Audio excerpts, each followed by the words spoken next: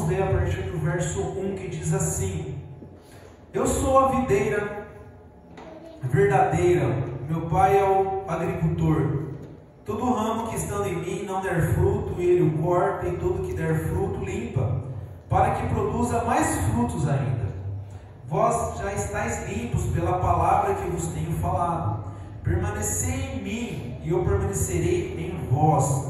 Como não pode o ramo produzir fruto de si mesmo, se não permanecer na videira, assim nem vós o podeis dar, se não permanecerdes em mim.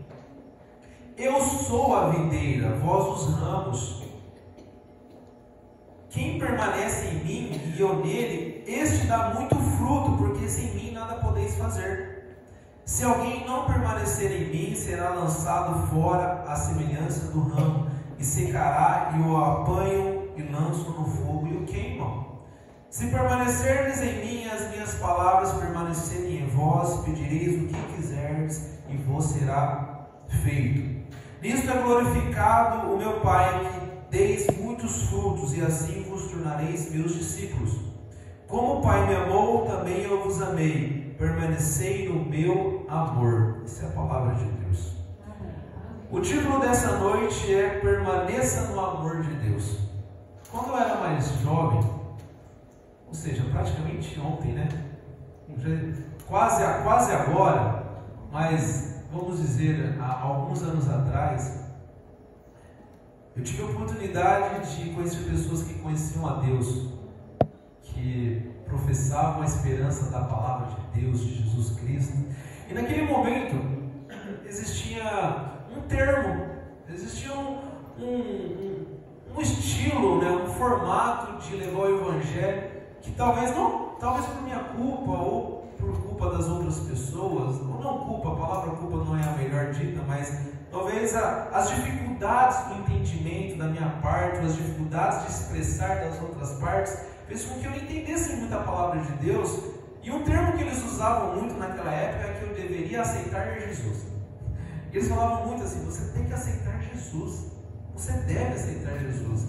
Ao longo dos meus 14, 15 anos, e eu ficava meio indignado, né? Eu não ficava muito contente. Eu pensava assim, poxa, mas que petulância, né?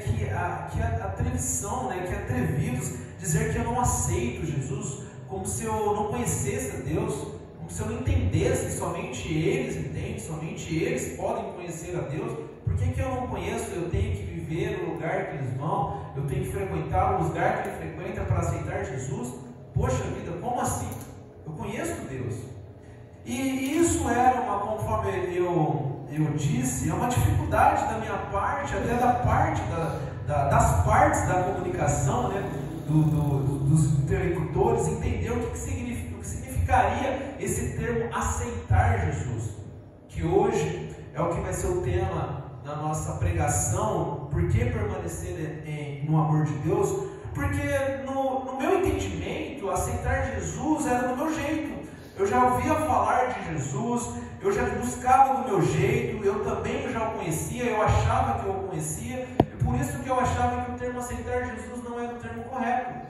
Eu achava que era uma afronta, melhor dizendo, porque eu já conhecia do meu jeito. E na verdade, o que as pessoas gostariam que eu descobrisse, o que elas gostariam de dizer para mim, que na verdade aceitar a Deus, e hoje entendendo melhor, e faz sentido o termo que elas usavam, aceitar Jesus, que era que eu realmente conhecesse verdadeiramente a Deus, que eu aceitasse o sacrifício que Ele fez, e eles queriam passar tudo que eles já haviam entendido, passar para mim, para que eu pudesse entender o que Jesus fez por mim. O que eles queriam que eu entendesse, o que eles queriam explicar para mim, e que eu aceitasse no meu coração, é que cada um de nós, inclusive eu naquela época, e continua ainda hoje, que nós não somos uma obra do acaso.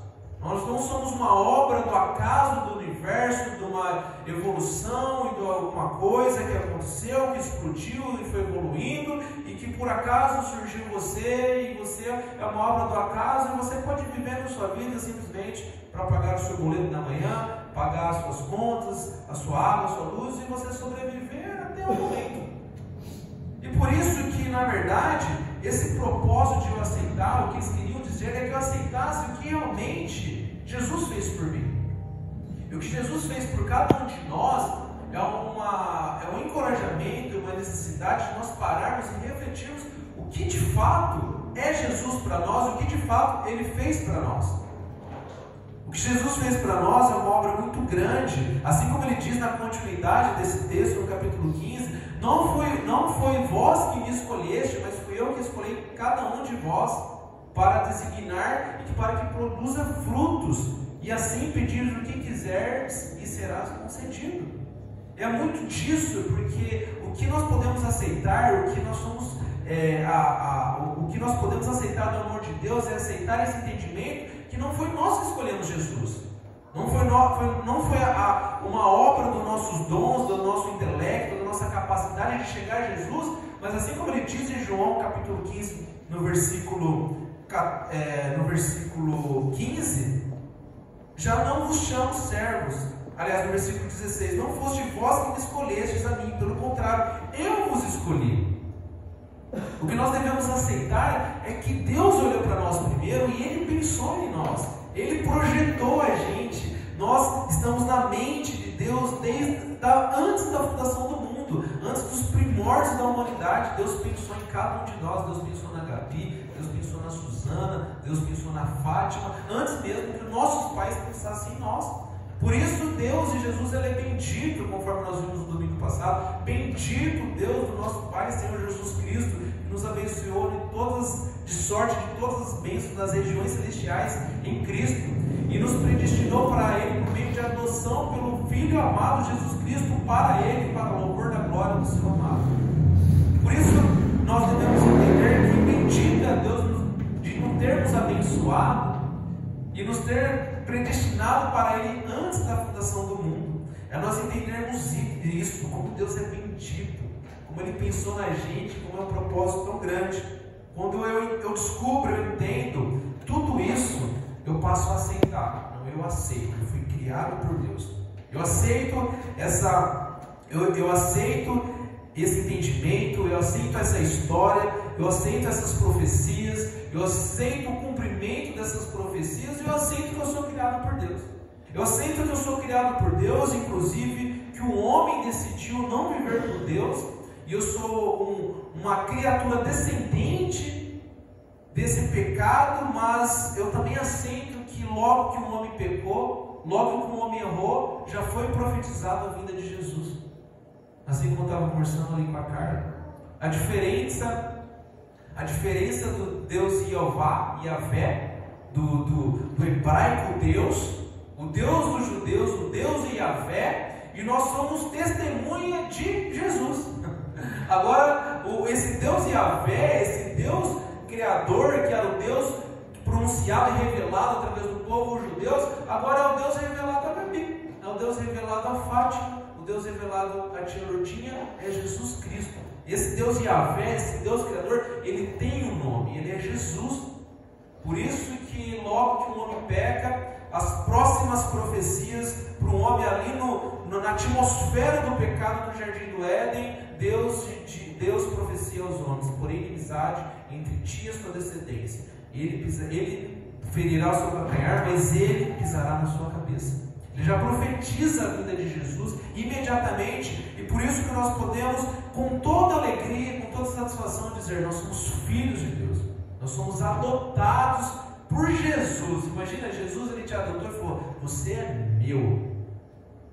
meu, eu te projetei, eu te criei, assim como Ele diz para Jeremias: antes que você fosse formado no ventre da sua mãe, e antes que a sua madre te colocasse no mundo, eu te consagrei, eu te criei e te consagrei como profeta. Deus te consagrou, Deus te criou, Deus pensou no sassá, nos mínimos detalhes. O que Deus te colocou no seu coração, esses desejos, essas vontades, aquelas manias, aqueles dons, foi tudo propositalmente pensado por Deus desde quando Ele criou. Por isso que desde pequenininho você projetou, você pensou algo, que foi Deus que colocou isso no seu coração, para que Ele te designasse, para que você produza frutos. Por isso ele disse: não fui vós que me escolheste, mas eu que escolhi vocês para designar para que produza muitos frutos. Formato, o seu perfil, os seus dons que você tem, foi propositalmente pensado e projetado por Jesus. Por isso, nós somos designados para uma obra muito grande, para uma obra grandiosa. E nós podemos, aceitando isso, aceitando esse sacrifício, aceitando essa verdade, nós podemos nos tornar o que a Bíblia diz é amigo de Jesus. Ele diz a Bíblia também agora no versículo 15 e 13, ele diz no 13: não existe amor maior do que doar a vida pelos seus amigos.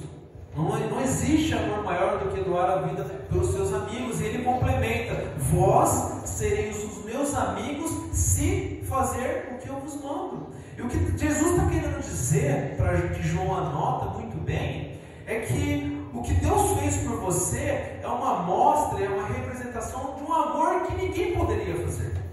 Ele afirma: não existe amor maior do que você dar a vida pelo seu amigo. E Jesus, ele se considera o seu amigo, no tanto que ele se dispôs a morrer por você, e ele continua. Eu quero que essa amizade continue.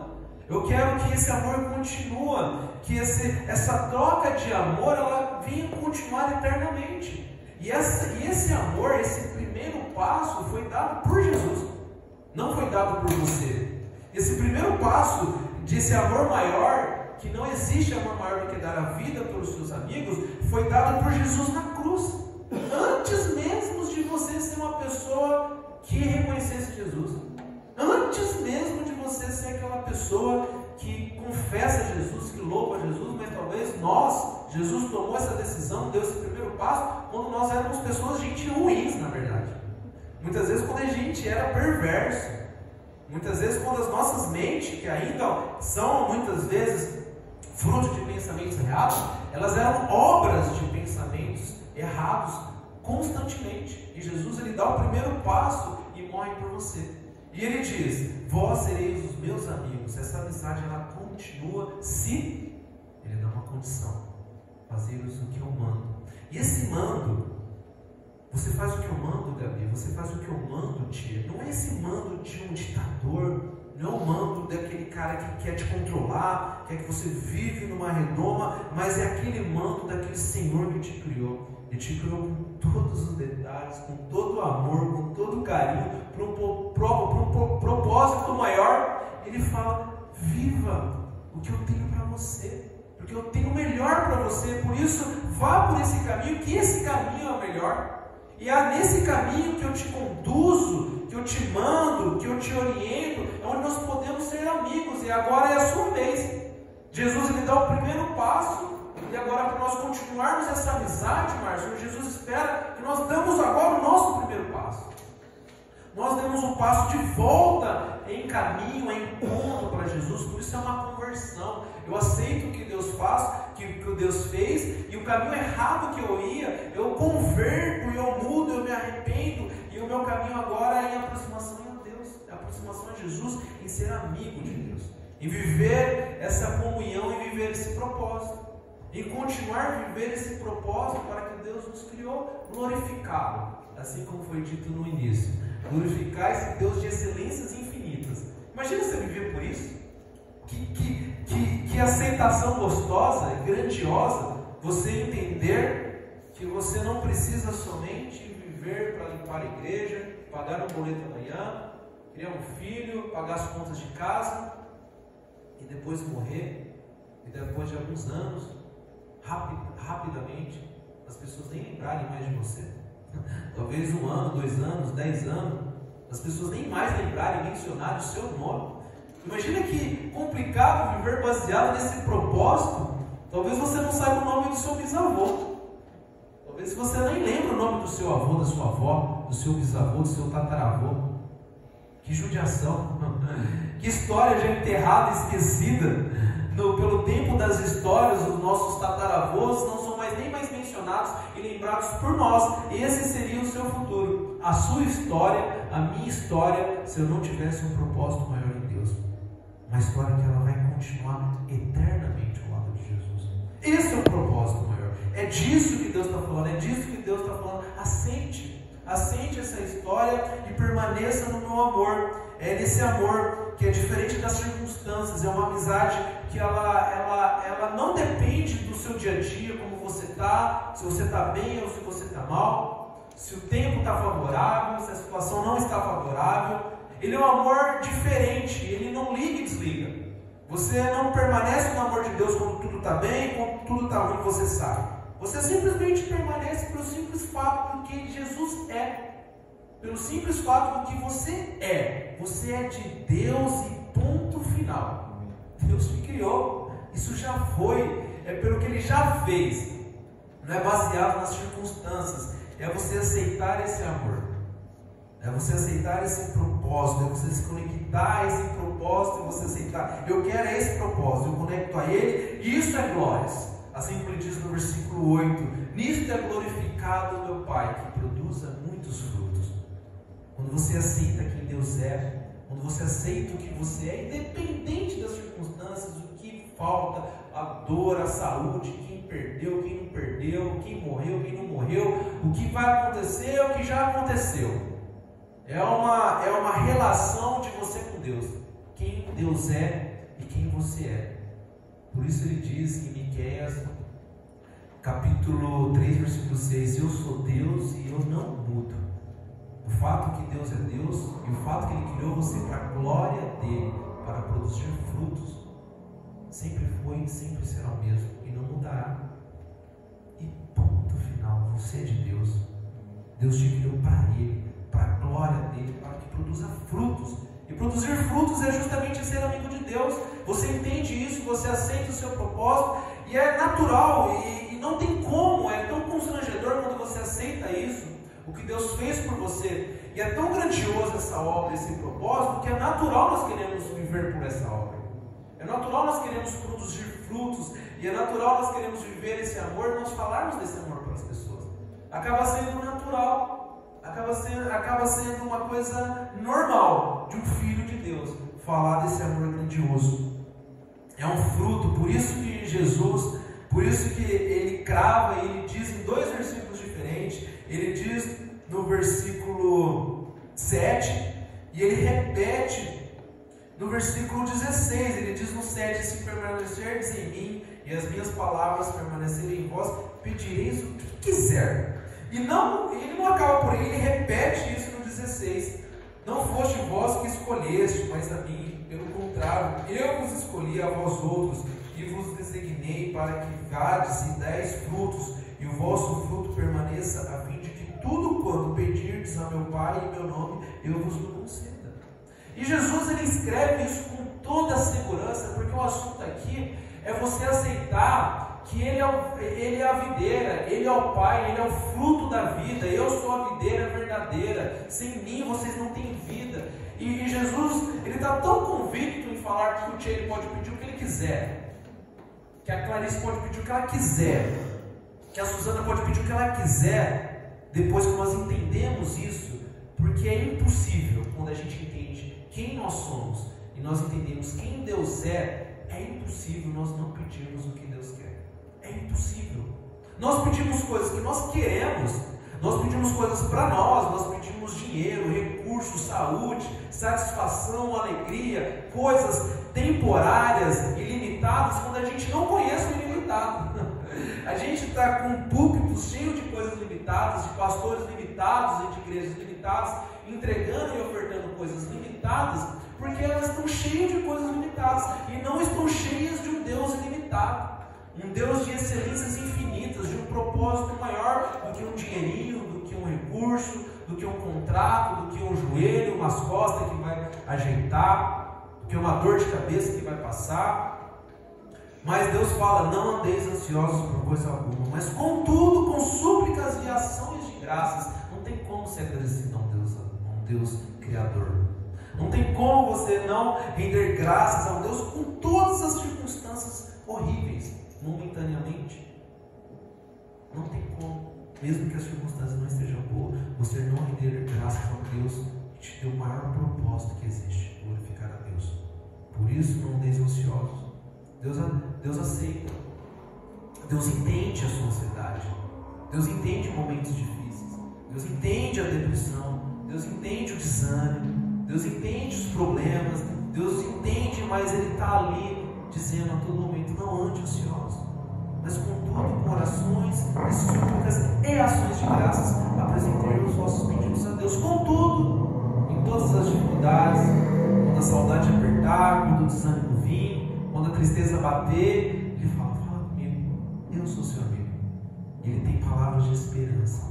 E a palavra de esperança dele é verdadeira. A palavra de esperança dele vai de encontro a todos esses problemas, com toda essa ansiedade, com toda essa tristeza, com todo esse desânimo, porque Ele é Deus. E esse propósito está dentro de cada um. Por isso que é possível nós conectarmos a Ele, e é possível nós diminuirmos essas dores, esses desânimos, essas dificuldades, porque Ele mesmo diz: todas as coisas cooperam para o bem daquele que o ama. E o que nós precisamos fazer é amar a Deus, e nós podemos pedir o que quiser, porque se você é de Deus, você está conectado com Deus infinito. E naturalmente, mesmo que você peça uma coisa finita, limitada, ainda assim, quando você está em Deus, ela está relacionada a um projeto infinito. Eu não estou falando que você não pode pedir algum recurso infinito. Eu não estou falando que você não pode pedir saúde, talvez uma casa. Mas quando você é de Deus, quando você entende o que Deus fez por você, todas essas coisas, elas vão glorificar a Deus. Todos esses pedidos, eles vão ter um propósito maior. Quando você entende e você conhece quem Deus é, e te digo mais, quando você conhece quem você é, que Deus te criou. Por isso, irmãos, no livro de Jeremias, capítulo 9, ele fala exatamente disso. No livro de Jeremias, capítulo 9, ele fala sobre esse tema. Ele diz assim, Jeremias 9, 23. Olha só o que Deus fala há milhares e milhares de anos e profetiza na sua palavra, antes da sua vinda aqui na terra. Ele diz assim em Jeremias 9, 23. Assim diz o Senhor: não se glorie o sábio na sua sabedoria, nem o forte na sua força, nem o rico nas suas riquezas. Mas o que se gloriar, glorie-se nisto, em me conhecer e saber que eu sou o Senhor, que faço misericórdia, juízo e justiça na terra. Porque dessas coisas me agrada, diz o Senhor. Eis que vem dias, diz o Senhor, em que castigarei a todos os circuncidados juntamente com os incircuncisos, ao Egito e a Judá e a Edom e aos filhos de Amon e a Moabe, e todo que corta cabelos nas têmporas e habitam no deserto, porque todas essas nações são incircuncisas, e toda a casa de Israel é incircuncisa de coração. O que Deus está profetizando ao profeta Jeremias, e eu gostaria de deixar esse tema, é que primeiro você não se glorie nas coisas do mundo. Existem três coisas que um homem, todo reino, todo lugar, em qualquer parte do mundo, é motivo de glórias infinitas: força, sabedoria e riqueza. Todo reino, todo lugar, todo país, todo reino que existiu, e todo lugar, em cada canto do mundo, existem três pilares de glória finitas: força, sabedoria e riqueza.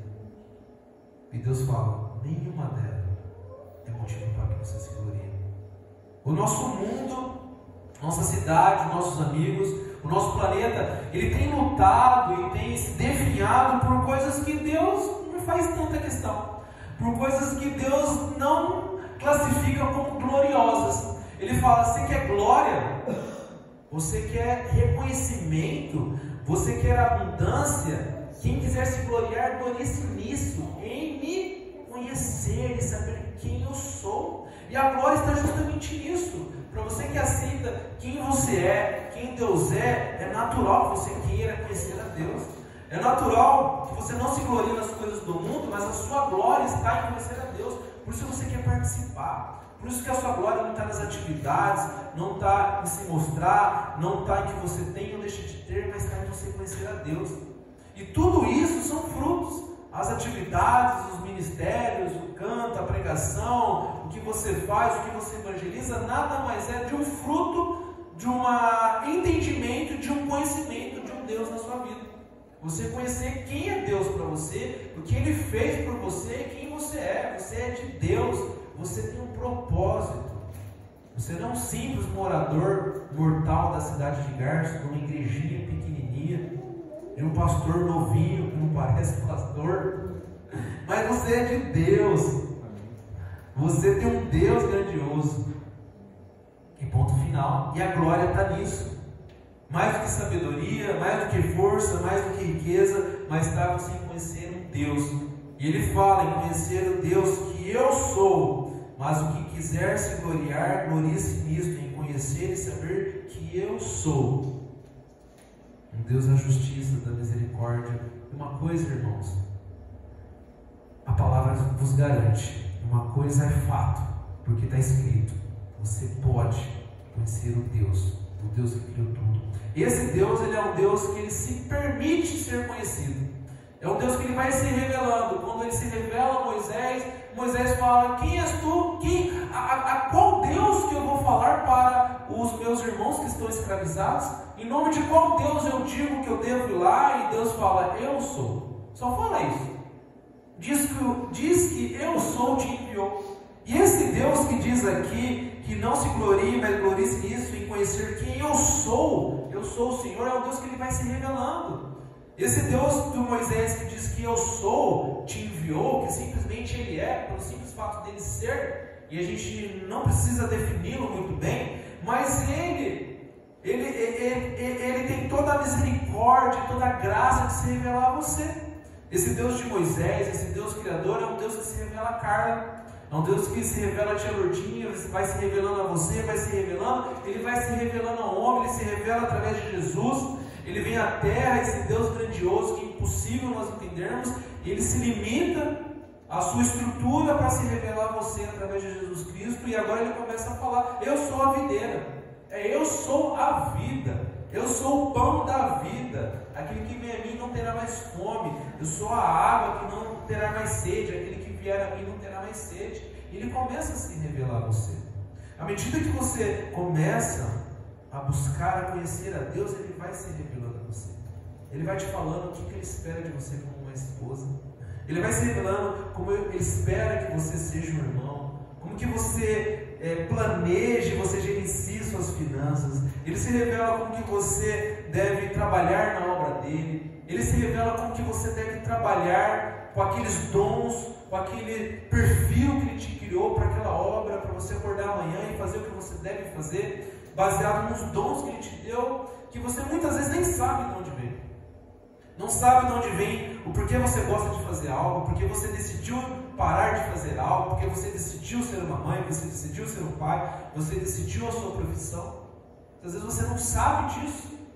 Muitas vezes você trabalhou a vida inteira sem saber que foi Deus que te criou, e Deus colocou esse perfil, essa vontade, esses dons no seu coração para você glorificá-lo. Mas eu tenho uma boa notícia: esse Deus é rico em misericórdia, e suas misericórdias se renovam a cada manhã. Ele fala: amanhã você pode produzir o fruto. Você está vivo? Você está respirando? Deus ele pode se revelar a você amanhã. Você é aposentado, você não faz mais nada, você não trabalha, você é uma simples dona de casa. Talvez o seu trabalho não tem tantas pessoas. Conheça Deus, se glorie nisso, em buscar me conhecer e saber quem eu sou. Ele vai se revelando a você, ele vai te mostrando o que ele espera de você. Em simples decisões, muitas vezes em simples conversas, em simples atitudes de se tornar amigo de Deus. Aquele que diz assim: não foi vocês que me escolhestes, mas eu escolhi vós. Por isso não existe amor maior no mundo do que doar a vida para um irmão, para um amigo. E vós sereis os meus amigos se fazer o que eu mando. E você começa a obedecer a Deus. Você começa a obedecer a palavra de Deus. E você começa a ver Deus se revelando no seu casamento. Uma atitudezinha. Você começa a ver Deus se revelando muitas vezes na sua saúde. Deus te abençoando. Não porque Ele está preocupado em te dar bênçãos finitas, mas Ele está preocupado que você tenha vida em abundância, para que você continue produzindo frutos. E muitas vezes o que Ele vai fazer com você, Sassá, é te limpar, na verdade. Muitas vezes quando você procura conhecer a Deus, quando você se torna amigo de Deus e obedece a Deus, o que ele vai fazer é limpar, na verdade, assim como ele diz em João 15:2, todo ramo que estando em mim não der fruto, ele o corta, e tudo que dá fruto ele limpa. E muitas vezes as coisas não dão certo aos seus olhos, mas dão certo aos olhos de Deus.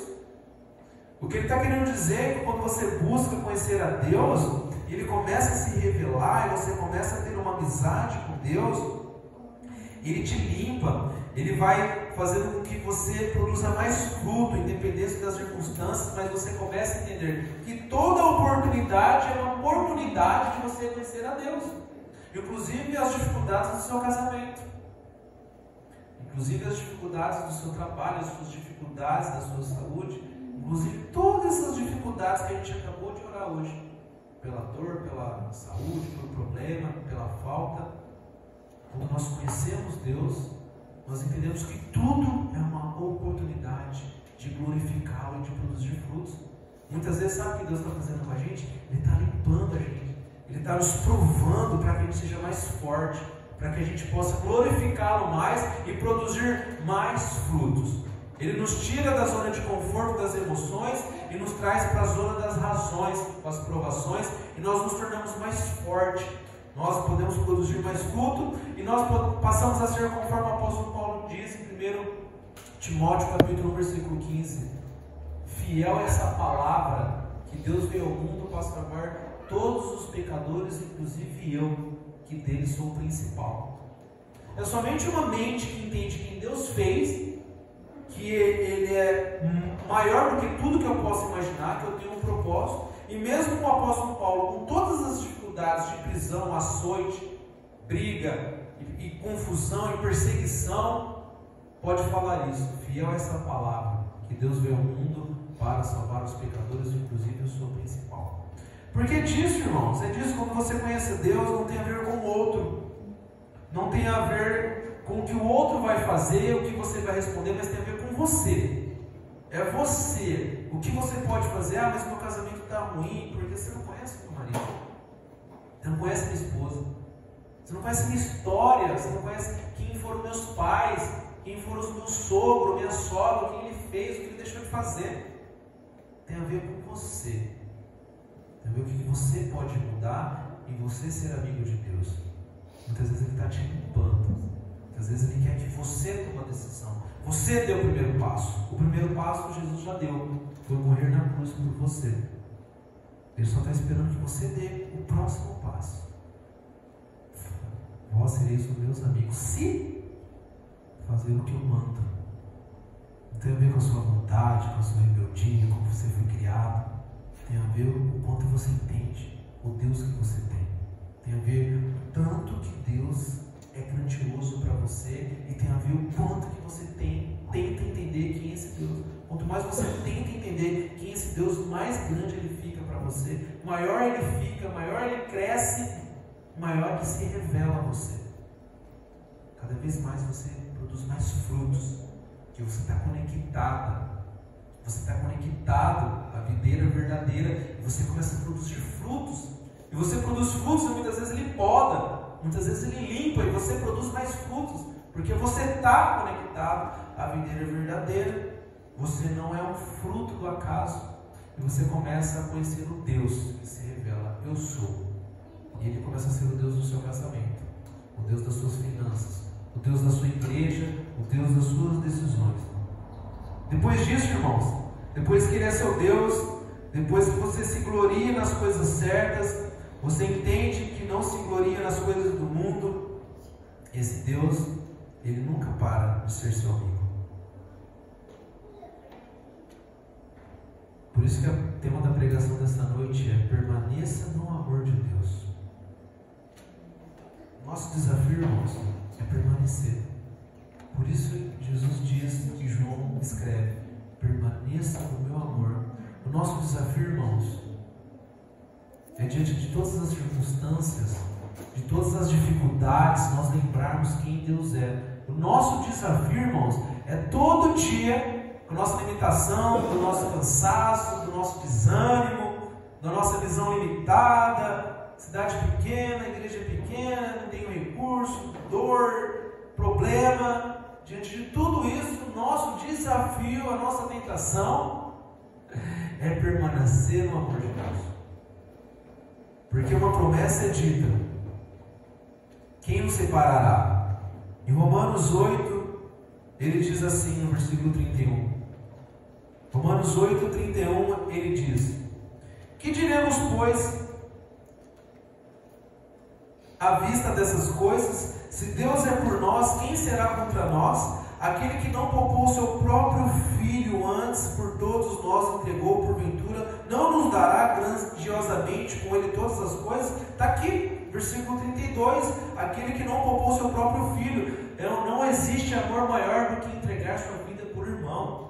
Paulo está entendendo isso, que Jesus, ele não poupou, que Deus não poupou Jesus, ele se entregou por você, ele foi seu amigo. Jesus é o seu amigo, ele deu o primeiro passo rumo a esse amor, rumo à permanência desse amor. Por isso ele continua no versículo 33: quem intentará acusação contra os eleitos de Deus? Ou seja, não foi vós que me escolheste, mas eu vos escolhi, ele diz em João. Bendito Deus Pai do nosso Senhor Jesus Cristo, que nos abençoou com toda sorte de bênçãos espirituais nas regiões celestiais em Cristo, e nos predestinou para Ele por meio de adoção do seu Filho amado, para sermos santos e irrepreensíveis perante Ele em amor, para louvor da glória do seu amado. Bendito é esse Deus. Quem tentará acusação? Aos eleitos. Ele te escolheu, Ele pensou em você, então nada pode acontecer com você.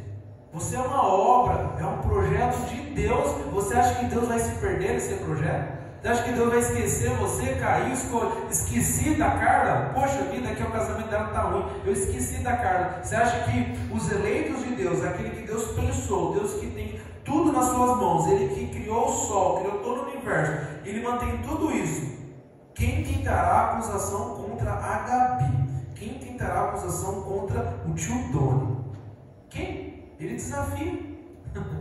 Você é obra de Deus e ponto final. Está tudo certo, tudo resolvido, irmãos. Ele só está falando para você continuar. Ele fala que você não está sozinho. Ele fala, pai, sabe o que ele fala? Ele fala, você não está sozinho nessa. Inclusive toda a natureza, a Bíblia diz, antes desses versículos, ele começa a dizer no capítulo 8, que existe uma ardente expectativa de toda a criação, pois ela gera gemidos. Ela faz gemidos, ela geme e suporte angústia até agora, porque sabemos que toda a criação, num só tempo, geme e suporte angústia até agora. Você olha para a natureza, você vê os rios gemendo, angustiados, poluídos pela corrupção do homem. O homem não consegue se organizar, ele não consegue olhar para a criação de Deus e consegue poluir um rio e gemer toda a natureza. Você está andando na rua, você atropela um gato, você atropela um passarinho, você vê uma natureza gemendo, você vê um animal definhando, você vê uma cobra comendo um sapo, você vê um leão comendo uma corça. São gemidos inexprimíveis de uma natureza que aguarda a ardente expectativa da volta de Deus junto com você. Você não está sozinho. Inclusive toda a criação foi corrompida pela corrupção do homem, inclusive nós. Por isso que nós somos tentados a sermos limitados. Nós somos tentados a nós esfriarmos, nós somos tentados a desanimarmos, a não permanecer no amor de Deus. Mas você foi eleito pelo Deus que pensou em você, para você continuar. É Deus que nos justifica. Versículo 34. Quem os condenará? Isso é muito bom, isso é maravilhoso. É Cristo Jesus quem morreu, ou antes que ressuscitou. Ou seja, Ele não está morto, Ele vive, Ele ressuscitou, o qual está à direita de Deus e também intercede por todos nós. Versículo 35. E ele crava a pergunta novamente, é uma pergunta que você deve fazer para você: quem nos separará do amor de Cristo? Será tribulação, angústia, perseguição, fome, ou nudez, perigo, ou espada, qualquer coisa dessas, como está escrito, por amor de ti, aqui está, como nós devemos permanecer. Por amor de Ti somos entregues à morte dia todo. Fomos considerados como ovelha para o matadouro. Ou seja, não existe amor maior do que doar a vida para um amigo. Se permanecerdes em mim, vocês serão meus amigos se fazerem os que eu amo. Ou seja, Jesus fez por amor de Ti, pelo que Ele já fez. Ele já deu o primeiro passo. Por amor de Ti, pelo que o Senhor já fez por mim. O Senhor pensou em mim. O Senhor me criou. O Senhor morreu por mim. Somos entregues à morte o dia todo. Fomos considerados como ovelhas para o matador. Agora Jesus deixa comigo, é a minha vez. Agora eu vou te obedecer. E agora o Senhor fez, agora eu faço. Pelo que o Senhor fez por mim, o Senhor já me criou, e agora o que eu posso ter no máximo é um lucro. É a minha morte física que se torna um lucro. E agora não importa mais as circunstâncias, agora é que eu faço. Vós sois sacrifício vivo, santo e agradável a Deus, que é seu culto racional. Agora, Jesus, é a minha vez de dar um passo de encontro a esse amor que o Senhor me criou, e que o Senhor já se revelou a mim, e que o Senhor se revela todo dia. Agora, mesmo o meu marido, mesmo a minha esposa, mesmo as circunstâncias, mesmo a saúde não vindo, mesmo a aceitação, mesmo eu sendo a minoria, eu vou continuar como ovelha para o matadouro, porque é disso que o Evangelho diz. Ele diz de sacrifício, ele diz de você permanecer no amor de um Deus que é um sacrifício. Ele fez um sacrifício por você, e por isso que ele espera sacrifício. E ele continua no versículo 37. Em todas essas coisas, porém, somos mais que vencedores por meio daquele que nos amou. Irmãos, nós devemos fazer tudo para a glória de Deus, para o amor de Deus. Não tem a ver em você encantar o seu marido. Não tem a ver em você encantar a sua esposa, você encantar a cidade, você encantar quem você queira. Tem a ver em você fazer as coisas para a glória de Deus. E ele crava no versículo 38 e ele dá a razão. Versículo 38, porque eu estou bem certo. Eu queria que você pensasse, você está certo? Você está certo? Você não, melhor, você não está certo. Você está bem certo nisso? Porque eu estou bem certo de que nem morte, nem vida, nem anjos, nem os principados, nem as coisas do presente, nem do porvir, nem os poderes, nem a altura, nem a profundidade, nem qualquer outra criatura poderá nos separar do amor de Deus que está em Cristo Jesus, nosso Senhor. Amém. Amém, amém, irmãos? Amém. Glória a Deus. Conheço. Você conhece a Deus? É você saber o porquê e para quem você faz as coisas. Quem quiser se gloriar, glorie-se nisso, em saber quem eu sou. A glória, irmão, então é você saber quem é esse Deus que te criou, saber quem é você. A glória, irmãos, então é você se autoexaminar e falar: que raios, da onde que eu vim? E que raios, para onde que eu vou? Quem me criou? E está aqui toda a resposta da vida. E aqui hoje à noite é uma tentativa de você querer saber disso, em conhecer esse Deus. É você conhecer Ele, saber o porquê e para que você faz as coisas, não importa as circunstâncias. Nada pode separar o amor de Deus que Ele tem por você, o que Ele já fez. A única coisa que a gente pode fazer, sabe o que é? É o título dessa mensagem: permanecer no amor de Deus. Que nada é capaz de separar esse amor dele que Ele tem por você. Amém, irmãos? Amém.